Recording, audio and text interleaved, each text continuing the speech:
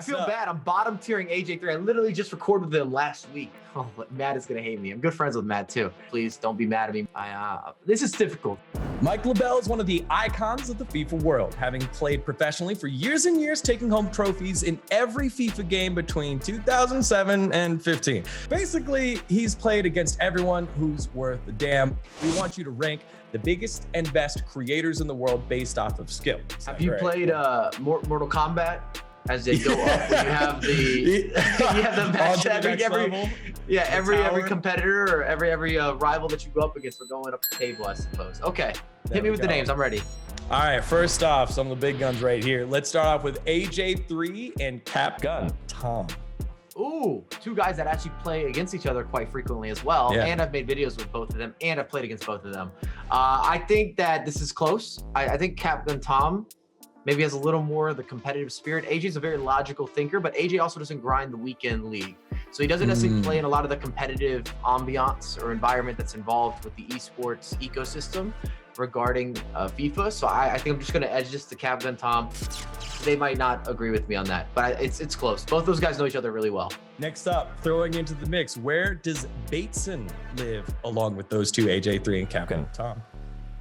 Bateson's better than both of them, in my opinion. It depends on the year. He's kind of had some years that he fluctuates, but I'd still give him the go-ahead over Captain Tom and AJ3 in terms of being at a little bit of a higher level.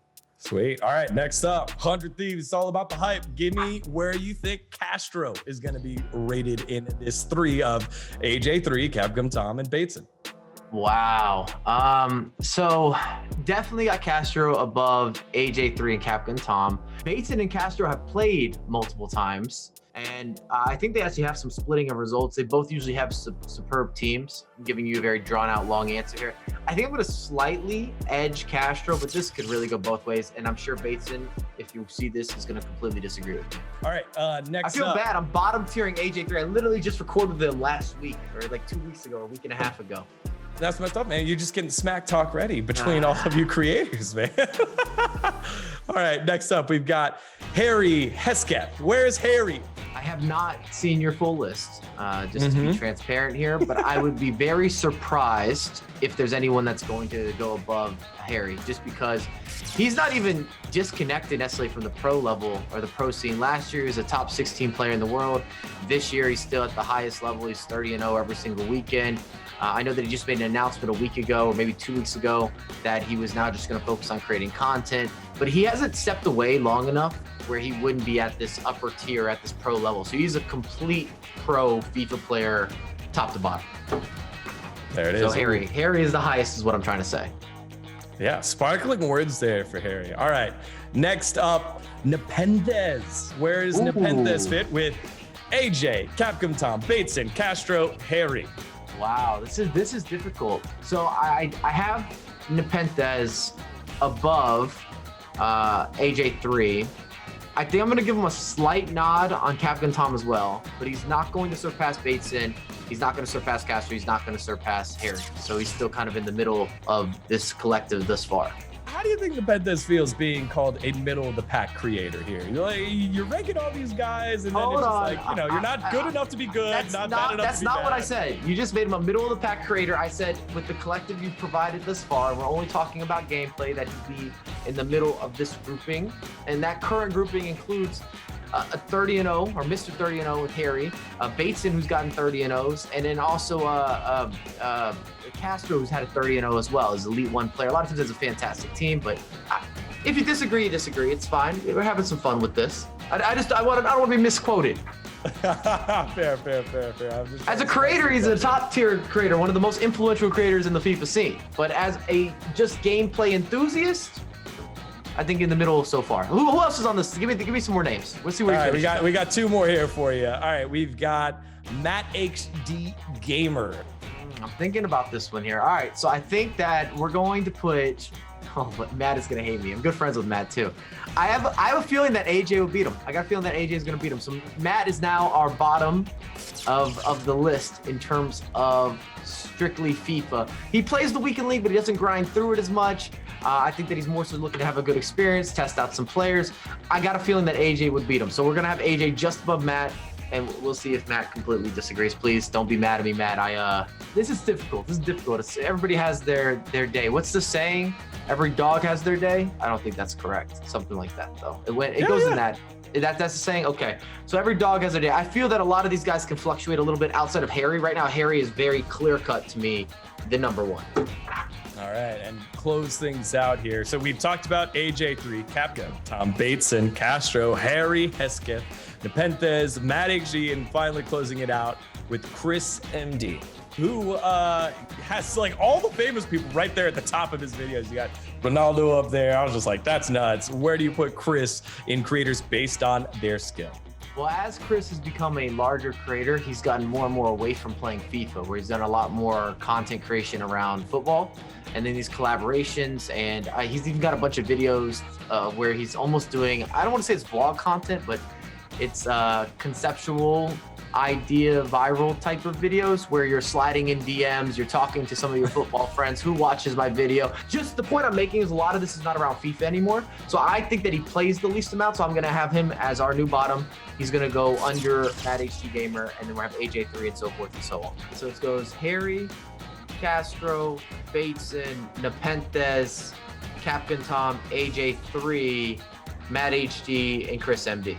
Bam! There it is. The top list of creators that that you would rank them based off of skill. Right, again, not too much flame, a little bit of flame based off of skill, but not off of entertainment value. You'd watch them all, wouldn't you? Yeah, this is not based on subscriber count, the type of content you make, just solely on who I think is the best FIFA player throughout this group. And I don't think that many people will argue against the four that are on top would also be the favorites if other people were making some sort of tier list. I'd like to think that. Now, who you interchange and move around, that's completely subjective, but I feel that the top four and the bottom four, if I've got the count right, we have 8 creators, are pretty clear cut. All right, so then my next question for you is, this weekend, Turner Sports is holding the E-League FIFA 21 North America Regional Online Cup. So my question to you is, which one of these creators would you like to have seen in the E-League tournament? Yes, it could have been for competitive value and you could carry there, or it could just be because you wanted to see them get in that tournament, talk some smack. Who do you got out of these 8 creators that you would have loved to see in the E-League? Well, Harry would have been the most competitive, and ironically, he was competing in North America for one of the seasons as well because his father lives in Canada. So he would fly back to play in the events from the North America region, even though he's UK based. So Harry would make the most logical sense top to bottom. And considering that he just retired, I think it would be fun if he did a comeback or a return, and maybe he will. I'm not sure. I'd love to manifest that just because I believe that Harry's really good for the competitive scene in general because he's this mix of a big personality and then also having the ability to back it up. So Harry's an obvious choice. If it wasn't Harry, though, I would love to see Castro step into the E-League this weekend because, of course, he's in North America. He's the biggest FIFA creator or FIFA live streamer. He's such a reaction-based guy as well that I think it would make for hilarious content to watch him go up against some of the pros. And he's done it before for a couple collaborations and it didn't go well. So I think it would just be a lot of Castro excuses running around, controllers being broken. All of this is great content. That's all I'm saying. For sure. And of course, all of this is part of the EA Sports FIFA 21 Global Series supported by Bleacher Report. The cup will feature ultimate team matches. And for those players that don't know what that means, what makes these specific matches unique to using the ultimate team format? So what's different about FIFA compared to a lot of different titles, if you're brand new to our ecosystem, we have a game mode within a game. Basically, when you're looking at Ultimate Team, you're building your best team, and it's based on kind of building up coin tally, opening up packs, grinding the game, making different levels of investments, and then trying to incorporate a squad that has the best players that puts you into a competitive advantage. So when you go into a competitive event, you have squad rules where you can have only a certain amount of players that have these ratings and a certain amount of guys that look like this or this type of promo. So it's a matter of kind of finding the perfect collective or grouping that gives you enough balance to be in a position to make a run in these tournaments and these events. So it's a big part of the tournament is actually your squad building, I guess the squad building format of how you're putting together your team that really is able to allow you to express yourself at the competitive level. For sure. Mike, thank you so much. You can catch Mike at E-League this weekend, breaking down all the action of the EA Sports FIFA 21 North America Regional Online Cup. Make sure if you want more esports action, log in, subscribe to VENN Esports. Thank you very much, and we'll catch you guys next time. Hi, I'm D-God, esports expert across multiple titles. If you want to be as suave and smart as me, click subscribe. Watch these videos and try your best to keep up.